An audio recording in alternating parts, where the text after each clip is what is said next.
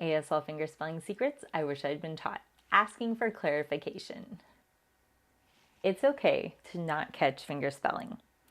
While you'll automatically believe you're a failure ASL student because you didn't catch the fingerspelling, you have to give yourself some time, especially when you're just starting out. You also have to understand that sometimes you just miss it. And by you, I mean deaf people, highly skilled interpreters, CODAs, children of deaf adults, whose first language was ASL teachers, families of deaf people, and ASL students. Every single person misses fingerspelling. Maybe your peripheral vision hasn't quite expanded as much as it needs to yet. That takes time. Maybe the person actually didn't know how to spell it or spelled it wrong. Regardless, it's really okay to ask for clarification as long as you've paused and given yourself a second to process. I'm divulging all of the secrets to fingerspelling in American Sign Language, so subscribe to Sign with Courtney.